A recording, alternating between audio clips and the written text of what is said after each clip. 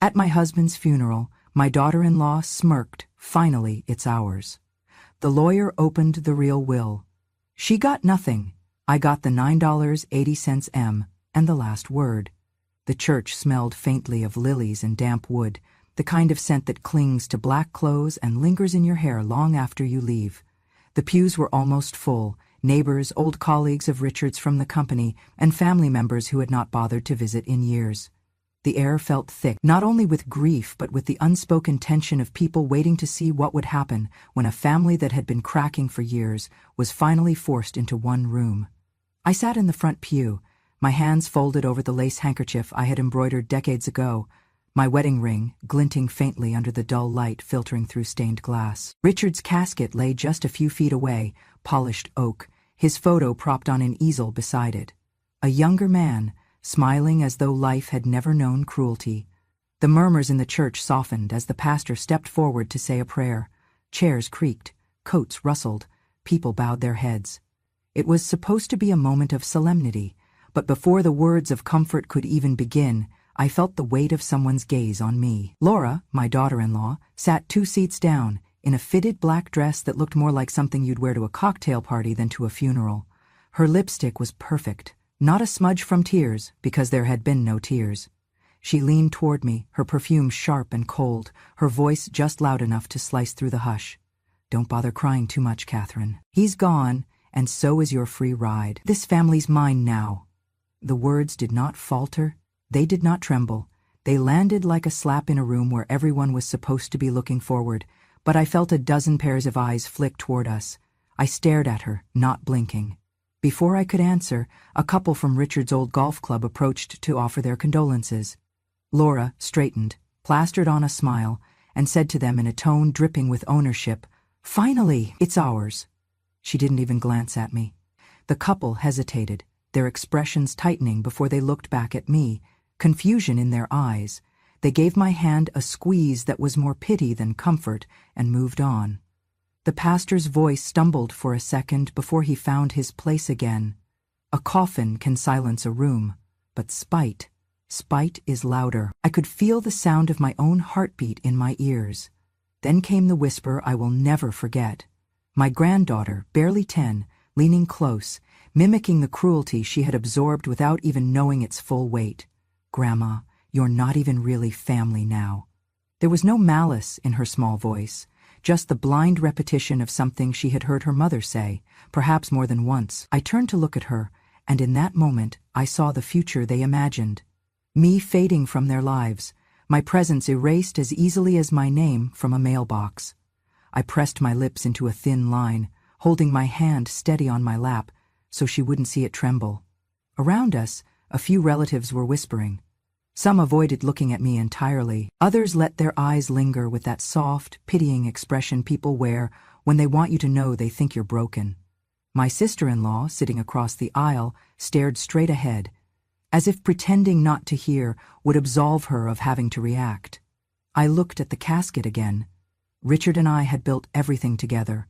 Our home, the company, a life carved from nothing. But Laura and John had long decided the story should be told differently, that Richard was the sole architect and I was just the wife who stayed in the background. Over the years, that lie had been told so often it became their truth. I inhaled slowly. The lilies seemed stronger now, the sweetness turning almost metallic in the back of my throat. I tightened my grip on the handkerchief, feeling the small embroidered initials R and K under my fingers. The pastor invited people to come forward to share memories. Laura didn't move, but I could see her smirk from the corner of my eye, as if daring me to speak and embarrass myself. I stayed seated. I knew better than to give her that satisfaction here. As people spoke about Richard's business deals, his charity work, his golf swing, I kept my face composed. No one mentioned the nights I stayed up balancing ledgers when the company nearly went under. No one spoke about the day I pawned my engagement ring to cover payroll. That was fine. Some truths are not for public eulogies. A hand touched my shoulder. It was Father Matthew, murmuring something about strength. I nodded. I could feel Laura's gaze still on me, waiting for me to cry, to shake, to make her victory complete. I didn't. Instead, I let a small, cold smile curve my lips. They think this is the day I lose everything. They thought this was my ending. It was only my beginning. I was 24 when I first stepped into a classroom as Miss Catherine Doyle, literature teacher at a small high school on the edge of town. I believed in the power of words, in the way a story could bend someone's life toward the light. My desk was always stacked with essays, my evenings filled with lesson plans and stacks of books. I had plans for a master's degree, maybe even a doctorate.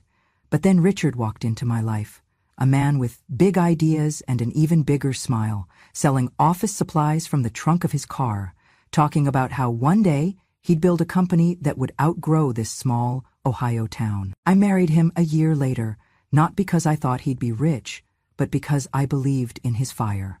When he asked me to leave teaching to help him with his fledgling business, I didn't hesitate. I became his secretary, his bookkeeper, his proofreader, his legal assistant, whatever the moment demanded.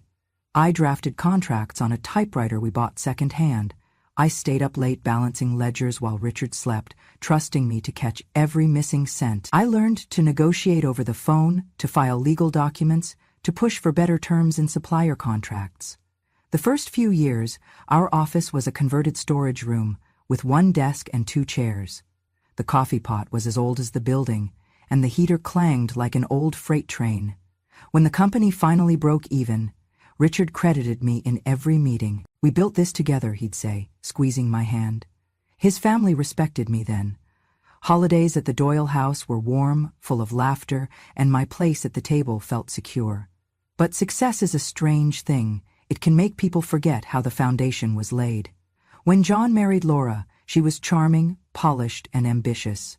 She came from a family that measured worth in net worth. At first, we got along. I even offered her a role in the company, thinking she might bring in fresh ideas. But it wasn't long before I noticed her subtle rewrites of history. She'd introduce Richard as the self-made man who started from nothing, without so much as a nod in my direction. At first I let it slide. Then I overheard her telling a friend, "Catherine, she was just a wife who stayed home and played hostess. Richard did the real work." It hurt, but not as much as hearing my own son repeat it one evening over dinner. "Dad built everything," John said casually, slicing into his steak. "You just hosted dinners." I set my fork down, my appetite gone. The real fracture came from a lie so poisonous it took root quickly.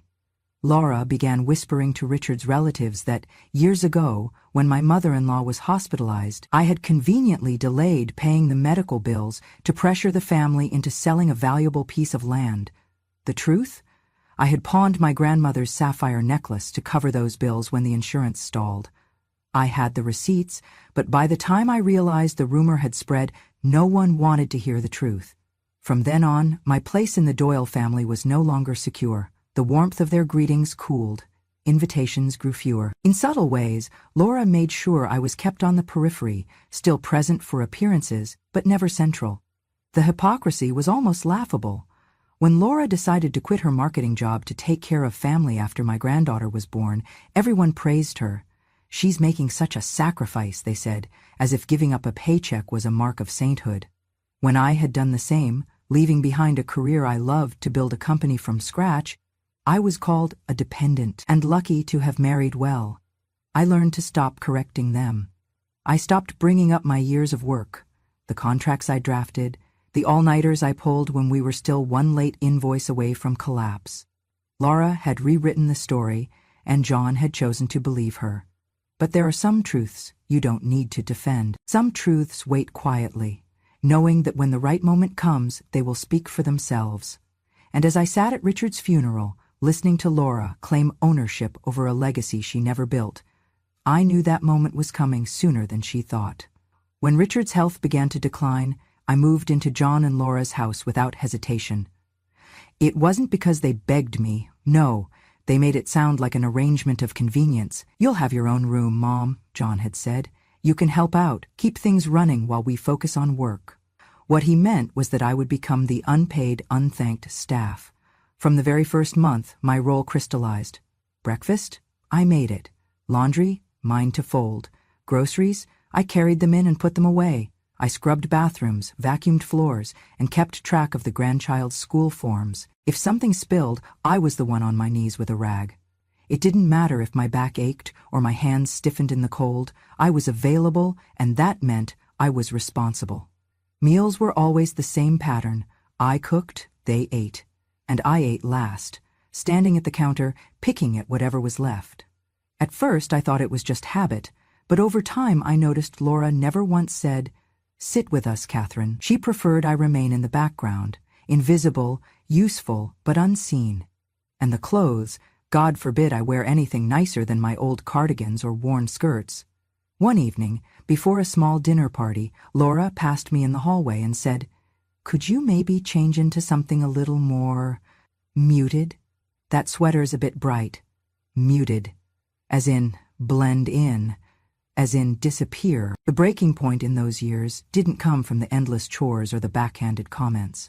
It came on a Saturday evening during one of Laura's business networking parties.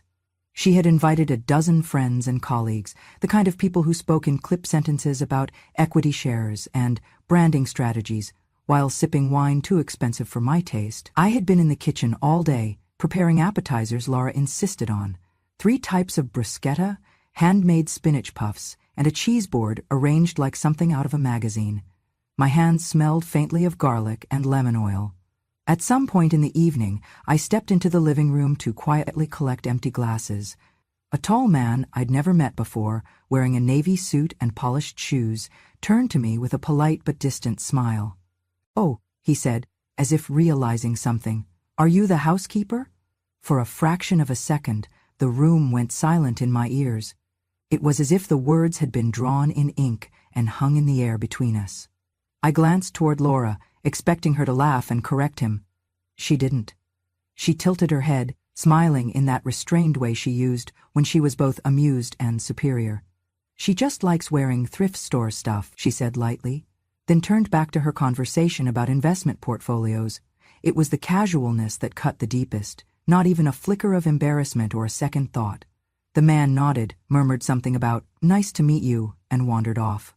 I stood there, holding 2 empty champagne flutes, my smile frozen in place. Inside, something shifted. It wasn't rage. Not yet. It was the quiet, steady tightening of a rope I'd been holding for years, realizing I could choose when and how to pull it. I didn't correct him either. Not because it was true, but because in that moment, I understood there was power in letting people underestimate you.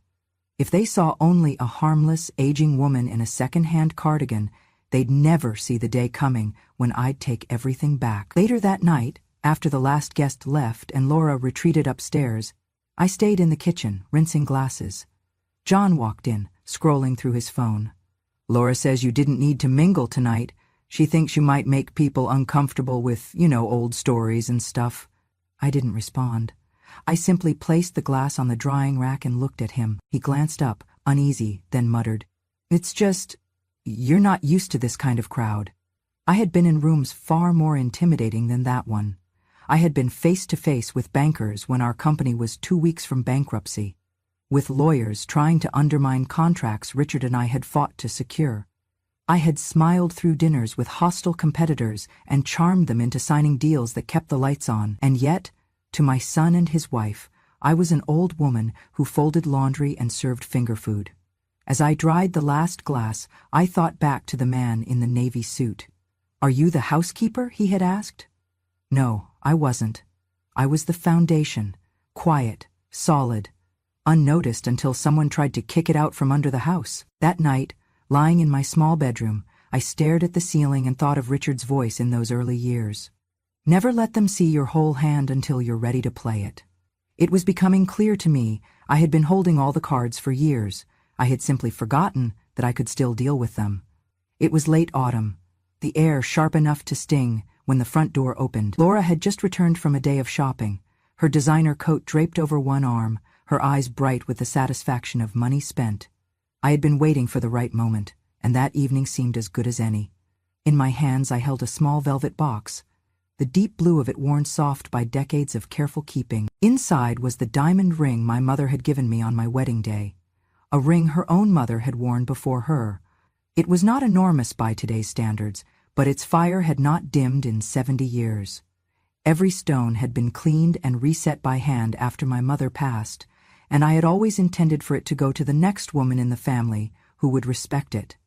I waited until after dinner, when the plates were cleared, and John had gone to tuck our granddaughter into bed. Laura was scrolling through her phone, half listening to the soft jazz humming from the speakers. I sat down across from her and opened the box. "This ring," I began, my voice steady, "was my mother's. She wore it through the Great Depression, through war, through raising 3 children with barely enough to eat. When she passed, she left it to me. And now, I'd like to pass it to you, not just as jewelry, but as a reminder that strength and love can be carried in something you wear every day." Laura glanced inside, her eyes flitting over the diamond for barely a second before she closed the lid and pushed it back toward me. "This belongs in a pawnshop or a museum," she said flatly, "not on my hand." The words hung there, cold and blunt, as if the weight of history meant nothing at all. I didn't argue. I simply closed the box and held it in my lap, letting the moment pass in silence. Later that week, at dinner, I made the mistake of sharing a story from the past. John was away on business, and it was just Laura, our granddaughter, and me at the table. I began talking about the year the company nearly collapsed during the financial crisis.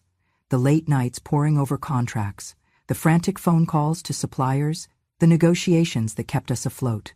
Laura set down her fork with a sigh. "Please, not your boring history lesson again," she said, looking at her phone. "We've all heard it 100 times." I stopped mid-sentence. Our granddaughter looked from me to her mother, unsure whether to speak. I excused myself quietly, leaving the rest of my food untouched. Upstairs, in the small room they called mine, I unlocked the safe at the back of my closet. Inside was more than just my jewelry and important documents. There was the real will my husband had signed before his death, the one no one here knew about. There was the original partnership agreement for the company we'd built, my name still printed clearly on the first page. And there was a letter, written in Richard's hand, dated 2 weeks before he passed. A letter I had never shown a soul. I touched the envelope gently, running my thumb over his familiar script. His words had been my anchor for months, a reminder that I had not imagined my role in this family's history. I sat on the bed with the safe open beside me and let my fingers rest on the papers.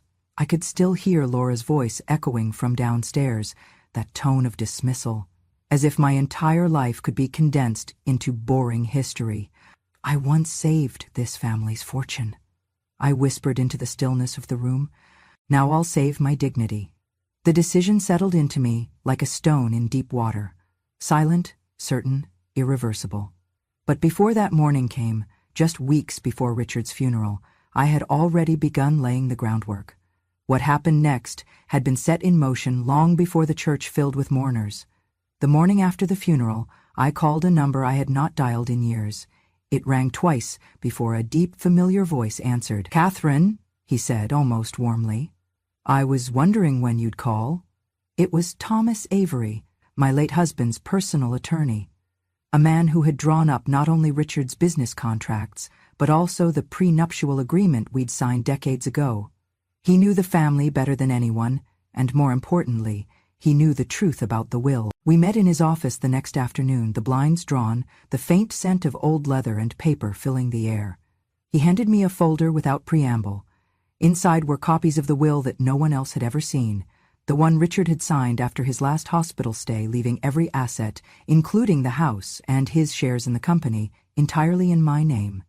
"The prenuptial agreement still stands," Thomas said, leaning back in his chair. "Everything he built after your marriage is jointly yours, and his personal holdings default to you. They can challenge it, but they won't win." I ran my fingers along the pages, feeling their weight. "I want everything frozen until after the funeral. No sales, no transfers, no misplaced documents." Thomas nodded. "I'll file the orders today. They won't be able to touch a cent without your written approval." We shook hands, the kind of handshake that seals something unspoken. This was days before the funeral, while the house still buzzed with arrangements and whispered conversations about what would happen afterward. Back at the house, I moved quietly, as if nothing had changed. I still made coffee in the morning, still set the table for dinner, but while Laura spent her afternoons in boutiques, and John locked himself in his study, I went through every shared file cabinet, every drawer. I removed anything with my name on it. Bank statements, company contracts, deeds, stock certificates, and placed them in the small safe in my room. It took 3 days for them to notice. One evening, over roast chicken and red wine, John's tone turned suddenly sharp. "Mom, do you know where the company's share certificates went? They're not in the safe downstairs." I dabbed the corner of my mouth with a napkin and looked at him steadily. "I keep important things close," I said, my voice calm, almost conversational. Laura's fork clinked against her plate. John forced a smile, but I could see the flicker of unease in his eyes. "Close? As in where?" he pressed. I took a sip of water. "Safe," I replied simply. "Just safe." No one spoke after that. The rest of the meal passed in an odd, brittle quiet. I could feel their thoughts spinning, the calculations forming behind their polite expressions. They did not yet know exactly what I had done, but they knew enough to be afraid. Later that night, I heard them in the hallway outside my door. Laura's whisper was urgent. "She's hiding something. Why else would she take those papers?" John muttered something I could not catch, followed by the sound of retreating footsteps. I closed my eyes and let the darkness settle around me. They still thought they had time, that their plans were only delayed. They had no idea that by the time they tried to act, the board would already be locked. Every piece exactly where I wanted it. It started with a rumor I overheard in the kitchen, a phone call Laura was trying to keep quiet. She was pacing by the sink, her voice low but sharp. "Yes, the timing is perfect.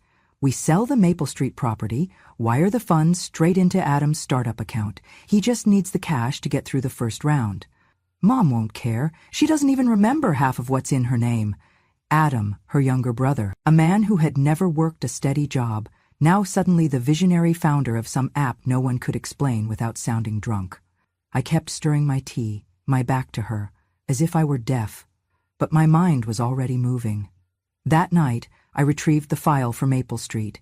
The deed was in my name, acquired through the prenuptial terms, though they had been operating as if it belonged to the family. Alongside it was a clause my late husband had insisted on years ago. In the event of any attempted sale without my written consent, I had the right to freeze the property indefinitely through a legal dispute claim. The next morning, I walked down to the little copy and fax store on Main Street.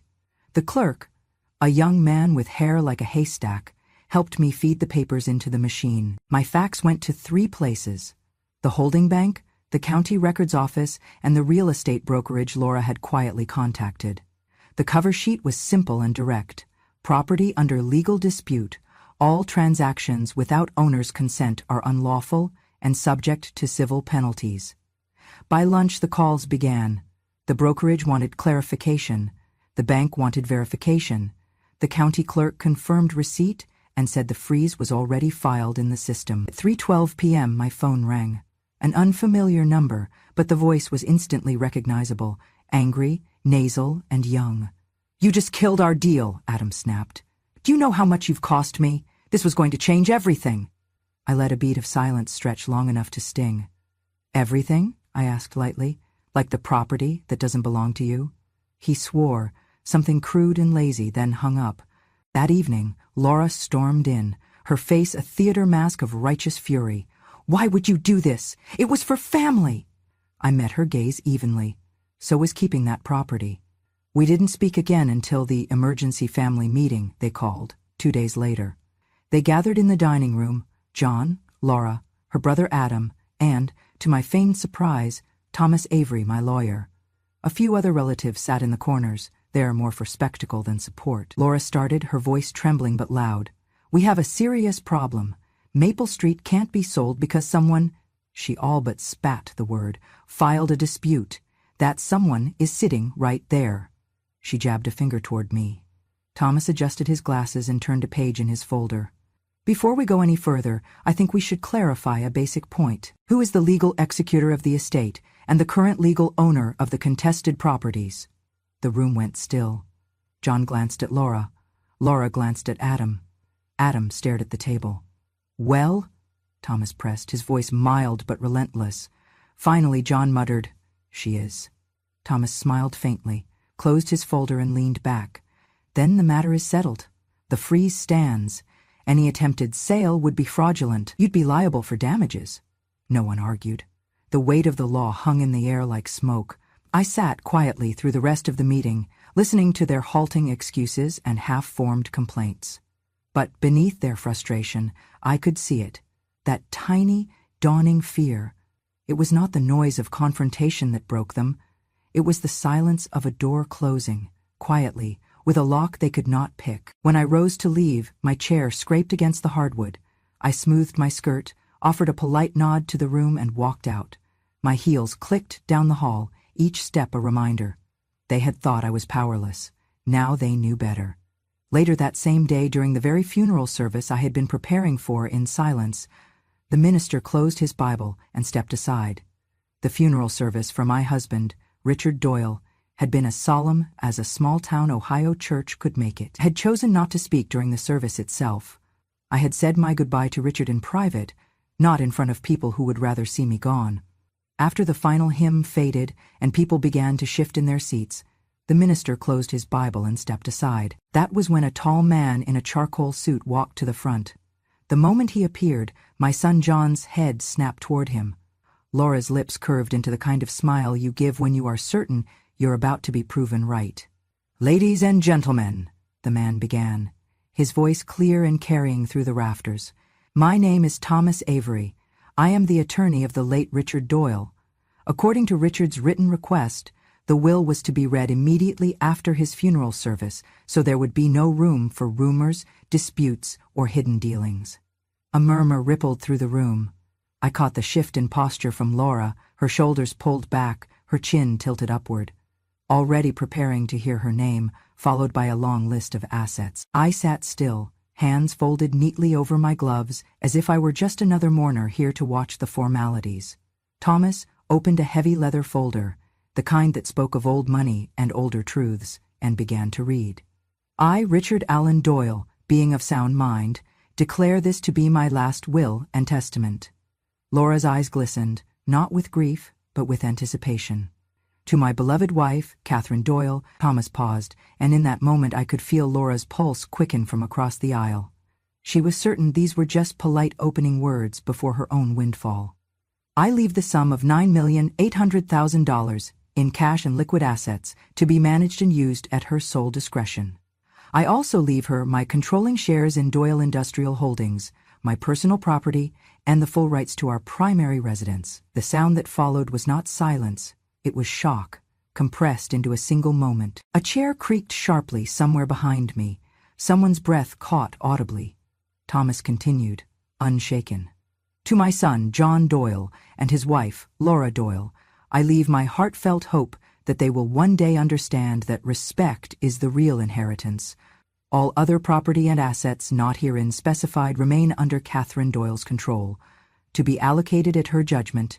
Laura blinked twice, her smile collapsing into a thin, pale line. John's face drained of color until he resembled the marble of the baptismal font. There were whispers now, sharp, slicing ones. I heard, "All of it? To her? And didn't they say she had nothing to do with the company?" A cousin 2 pews back murmured, "Guess that's the end of the startup." Laura tried to laugh, but it came out brittle. "This must be a mistake," she said loudly, her voice bouncing off the stone walls. "Richard promised." Thomas didn't look at her. "This is the original will, notarized, signed, and dated 3 months before Mr. Doyle's passing. Any other document you may have seen was not legally recognized." My son shifted uncomfortably, but he didn't speak. He couldn't, not with the entire room watching him, not with the weight of his own lawyer's absence telling the truth for him. I rose then, slowly, letting the wooden pew creak just enough to draw every eye. "Richard always said," I began, my voice even, "that respect is the real inheritance. Sadly, some here have none to give." I let that hang in the air. No one moved. Even the minister kept his eyes on the floor. Laura opened her mouth to retort, but I lifted one hand, just enough to stop her. "This will was not written out of spite," I said. "It was written because my husband understood that a home is not built from wood and brick, but from loyalty, honor, and truth. And those things have been in short supply." The tension was thick enough to slow the air in my lungs. I could see the flush crawling up Laura's neck. John's jaw tightened until the vein at his temple pulsed. From the front row, my 10-year-old granddaughter shifted in her seat, confused. She looked at her mother, then back at me, as if recalibrating every story she'd been told. I walked toward the lectern, each step measured, my heels clicking softly against the stone floor. Thomas stepped aside and placed the will on the edge of the podium. I didn't touch it. I will not embarrass anyone by recounting what has been said to me in this very family, I continued. But I will say this. What you inherit in money can be spent in a day. What you inherit in reputation takes a lifetime to lose. I saw the minister glance up at me, and for the first time all day, there was a flicker of something like respect in his eyes. Laura suddenly stood, the movement jerky. We took care of him. We were there. You just what? I asked quietly. Stayed in the background? Cooked the meals? Kept the house running so you could play the devoted wife and son without lifting a finger for the business you claimed as yours? The room went still again. Even the air in the old church seemed to freeze. Thomas closed his folder. That concludes the reading, he said, but no one moved to leave. I turned back toward the pews. I will say one more thing, I told them. This house, this company, this fortune, Richard and I built it together. He knew the truth, even when some of you chose to forget. And now, by his own hand, the truth stands. I stepped down from the lectern, the will still lying there like a final word. As I passed John, he muttered, You planned this.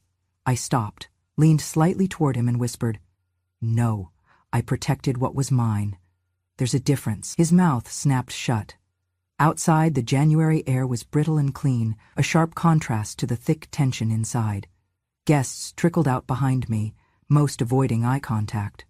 A few squeezed my hand or offered quiet words. Good for you. He would be proud. They never deserved it. I nodded politely, each phrase like a small stone added to a wall between me and the people who had tried to erase me. By the time I reached my car, I saw Laura still standing at the church steps, her arms crossed tight across her chest, her face pale with fury. John was beside her, speaking low, his eyes darting to where I stood. They didn't come over. They didn't have the courage. Thomas joined me at the car. You handled that with more restraint than most would, he said. I didn't need a scene, I replied. The truth did the work for me. He smiled faintly. Richard would have liked that. I looked back at the church one last time. They thought this was the day they'd win, I said softly. They never realized it was the day they'd lose everything. I sold off one of the commercial properties within weeks of the funeral. Not because I needed the money. I had more than enough. But because I knew exactly where I wanted it to go. I set up the Richard A. Graham Scholarship Fund, dedicated to helping women who had been dismissed, overlooked, or underestimated by their own families. It was my quiet rebellion against the kind of cruelty I had endured, and my way of turning that pain into something that could not be taken away. When Laura finally reached out, her voice on the phone was careful, rehearsed. She wanted to meet to talk things over, to offer a public apology. I listened in silence until she was done. Then I said, Apologies are words. I only accept actions, and it's too late for yours. I hung up before she could stammer a reply. 2 months later, I moved into a small, sunlit home on the edge of town. The walls were painted soft cream, the floors warm oak. There was no grand foyer, no marble counters, no heavy drapes, just a quiet space that felt like it belonged to me and no one else. I filled it with my books, a few framed photographs, and the sound of my own choosing. Jazz in the morning, silence in the afternoon, the wind through the back garden at night. For the first time in years, I woke up without someone's demands waiting on the other side of my bedroom door. I made coffee because I wanted it, not because anyone else did. I wrote letters. I sat in the sun with my hands wrapped around a mug and my mind free to wander. I never went back to the old house. I left it to them to figure out what a home feels like without the person who held it together. People sometimes ask me how it felt to win. I tell them the truth. It was never about winning. It was about reclaiming the space they tried to erase me from. It was about making sure that when the last word was spoken, it was mine. And so when I look back at that funeral, at Laura's smirk, at the way they thought they had cornered me, I can't help but smile. They thought they buried me that day, I tell myself, pouring tea in my little kitchen. They didn't know I was the one holding the shovel. Thank you for listening to my story. if it made you clench your fists, if it reminded you of moments when you were underestimated, dismissed, or told you were lucky to be given scraps, remember this: luck had nothing to do with survival. We earn our place, and we keep it, even when others try to write us out. This was just one chapter from a lifetime of quiet battles. There are so many more women like me, grandmothers, mothers, daughters, who have endured in silence, but whose stories burn brighter than any insult ever thrown at them. If you want to hear them, if you believe in truth told without shouting and revenge served with elegance, then subscribe to Grandma True Stories, because respect is the real inheritance, and when a grandmother speaks, the world listens.